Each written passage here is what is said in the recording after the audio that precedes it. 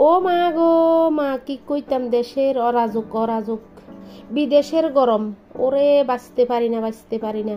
আজকে এমন একটা রেসিপি লই আই গেছি গো বাবুরে বাবু, রাতের 12টা বাজে অতিথি আপ্যায়নের সেরকম একটা রেসিপি, অল্প উপকরণে স্বল্প সময়ে আজকে রেসিপিটি সাজিয়ে তুলবো রসুন দিয়ে, একদম আস্তব রসুন দিয়ে। দেখতে থাকুন। রেসিপি করতে সবাই জানে, কিন্তু কে কার মতন কীভাবে রেসিপি করে সেটাই দেখার বিষয়, সেটাই তুলে ধরবো, সেটাই দেখে নেবেন। কথা বাড়াবো না, আজকের রেসিপি উপভোগ করুন, দেখতে থাকুন কি হতে চলেছে।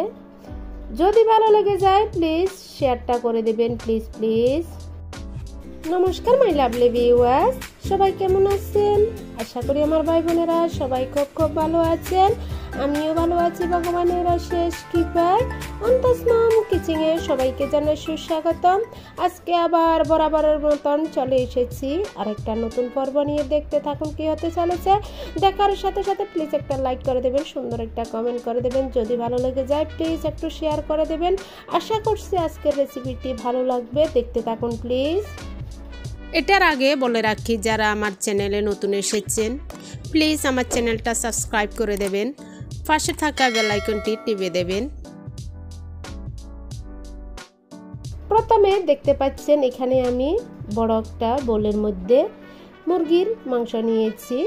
এখানে প্রায় 1 কেজি হবে মুরগির মাংস। বড় সাইজের একটা মুরগি এনেছিল, সোনালী মুরগিগুলা, লাল মুরগি, সেগুলা থেকে একটু করে রেখে দিয়েছিলাম। আজকে রান্না করতে নিয়েছি, ধুয়ে পরিষ্কার করে নিয়েছি। এবার দিয়ে দিলাম আমি 1 কাপ পেঁয়াজ কুচি, 2 টেবিল স্পুনের মতো আন্দাজ করে আমি রসুন থেতো করে দিয়ে দিলাম। আদা দিয়ে দিলাম 1 টেবিল স্পুনের মতো। দিয়ে দিলাম একটা টমেটো কেটে, দেখতে পাচ্ছেন ধুয়ে রেখেছিলাম। এবার দিয়ে দেব আমি পাউডার মশলা। পাউডার মশলার মধ্যে এখানে কি কি নিয়েছি দেখুন। 1 টেবিল স্পুন হলুদের গুঁড়ো, 1 টেবিল স্পুন মরিচের গুঁড়ো, 1 টেবিল স্পুন জিরের গুঁড়ো, 1 টেবিল স্পুন ধনের গুঁড়ো, 1 টেবিল স্পুন গরম মশলার গুঁড়ো, স্বাদ অনুযায়ী লবণ। এই উপকরণগুলো দিয়ে দিলাম, দেখতে পাচ্ছেন। এবার দিয়ে দেব আমি 1/4 কাপের মতো দিয়ে দিলাম তেল, সরিষার তেল, দেখতে পাচ্ছেন।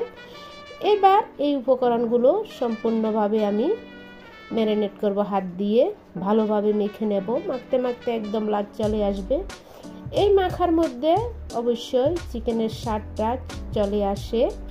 আমি খুব ভালোভাবে এই চিকেনগুলো মাখিয়ে নিয়েছি, দেখতে পাচ্ছেন। এবার আমি এক সাইডে রেখে দিলাম, প্রায় আমি আধা ঘন্টার মতো রেস্টে রেখে দিলাম। আধা ঘন্টা পরে আমি সরাসরি চলে আসলাম আমি চুলাতে। দিয়ে দিলাম একটা প্রেসার কুকার, ছোট সাইজের, দেখতে পাচ্ছেন। এবার দিয়ে দিলাম 1/4 কাপ তেল প্রেসার কুকারের মধ্যে, দেখতে পাচ্ছেন। দিয়ে দেব এবার আমি আস্ত গরম মশলা। আস্ত গরম মশলার মধ্যে নিয়ে নিলাম দারচিনি, এলাচি, লবঙ্গ, তেজপাতা, সব উপকরণগুলো আমি তেলের মধ্যে দিয়ে দিলাম, দেখতে পাচ্ছেন। অবশ্যই দেখা যাচ্ছে না, যেহেতু আমি নিজেই ভিডিও বানাইতেছি, ক্যামেরা সেট করে দিয়েছি।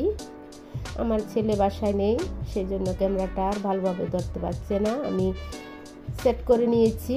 কথা বলতে বলতে আমি ম্যারিনেট করা মাংসগুলো আমার আধ ঘন্টা হয়ে গিয়েছে, প্রায় 30 মিনিট হয়ে গিয়েছে। এবার আমি তেলের মধ্যে দিয়ে দিয়েছি, দিয়ে সম্পূর্ণভাবে একটু নেড়ে চেড়ে দিলাম, দেখতে পাচ্ছেন। নাড়াচাড়া আমার হয়ে গিয়েছে। আমি এবার ঢাকা দিয়ে দিলাম। ঢাকাটা টাইট করব না, এভাবে দিয়ে দেব, হতে থাক, একটু কষিয়ে নেব, সেটাই ব্যাপার। আবার আমি 2 মিনিট পরে আসলাম, ঢাকাটা তুলে নিলাম, আবার একটু নেড়ে চেড়ে দিচ্ছি। চুলার আঁচটা নর্মালভাবে রেখেছি, সেটাই ব্যাপার। কথা বলতে বলতে আবার আমি এসে খুব ভালোভাবে নেড়ে দিয়েছি। কয়েকবার আমি ডেকে ডেকে ভালোভাবে একটু কষিয়ে নেব, সেটাই ব্যাপার। অনেকবার কষিয়েছি। এবার আমি একটু ঢাকা দিয়ে দেব, একদম টাইট করে দেব, প্রেসার কুকারের ঢাকাটা লাগিয়ে দেব। 2টা সিরিজ আমি তুলে নেব প্রেসার কুকারে, দেখতে পাচ্ছেন। সিরিজগুলোর আওয়াজ হচ্ছে, এই যে 2টা সিরিজ নেড়েছে প্রেসার কুকারে। আমি এবার খুলে নেব সিরিজটা, আর দিতে হবে না। আমি কুকারের ঢাকনাটা খুলে নিলাম, দেখতে পাচ্ছেন। এবার আমি দিয়ে দেব, একটু নেড়ে ছেড়ে দিলাম অবশ্যই। এবার দিয়ে দেব আমি এখানে আস্ত 2টা রসুন দিয়ে আজকের এই মুরগির মাংসগুলো রান্না হচ্ছে। দিয়ে দিলাম 2টা আলু, আপনারা যদি পছন্দ করে আলু দেবেন, না হয় দেবেন না। আমি পছন্দ করি এই জন্য আলু দিয়েছি। আমি আলুগুলা দিয়ে খুব ভালোভাবে আবার 1 মিনিট কষিয়ে নেব। খুব সুন্দরভাবে আমার কষানো হয়েছে। এবার আমি দিয়ে দেব জল, দেখতে পাচ্ছেন পরিমাণ মতন জল দিয়ে দিলাম, হতে থাক। ঢাকা দিয়ে দিলাম, জাস্ট 5 মিনিট আমি অপেক্ষা করব। A few minutes later 5 minute পরে এসে দেখলাম আমার সোনালী মুরগির তরকারিগুলো একদম হয়ে এসেছে।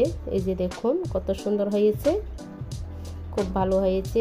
এবার আমি দিয়ে দেব আগের থেকে আমি রোস্ট করে রেখেছি মশলা, রোস্ট মশলার মধ্যে এখানে ধনে, জিরে, দারচিনি, এলাচি খুব ভালোভাবে আমি ভেজে পাউডার করে রেখেছি। সেখান থেকে 1 টেবিল স্পুন মতন দিয়ে দিলাম, দেখতে পাচ্ছেন। এবার ফাইনালি দিয়ে দেব আমার বাঙালির সেই স্বাদ ধনে পাতা না দিলে চলে না, অবশ্যই ধনে পাতা দিতে হবে। ধনে পাতা দিয়ে দিলাম। ফাইনালি আমার চিকেনের তরকারিটা একদম রেডি হয়েছে, চিকেন কারিটা রেডি হয়ে গিয়েছে। এবার দুপুরবেলা গরম গরম ভাতের সাথে পরিবেশন করব। একদম ইজিভাবে আমি অল্প উপকরণে, স্বল্প জিনিসে, স্বল্প সময়ে আপনাদের কাছে তুলে ধরলাম। আজকের রেসিপিটি কেমন লাগলো আপনাদের কাছে? এই যে দেখুন মেন লুকটা দেখুন কত সুন্দর হয়েছে আমার অল্প সময়ের মধ্যে অল্প উপকরণের রেসিপি। এই যে খুব সুন্দর হয়েছে, আপনারা ট্রাই করবেন। যদি সময় না থাকে এইভাবে করে একটা রেসিপি বানিয়ে ফেলতে পারবেন। কেমন লাগলো জানাবেন অবশ্যই। আজকের মতন আজকের রেসিপি এখানে সমাপ্ত করলাম। সবাই ভালো থাকবেন, সুস্থ থাকবেন। সবাইকে জানাই টাটা, বাই বাই, নমস্কার।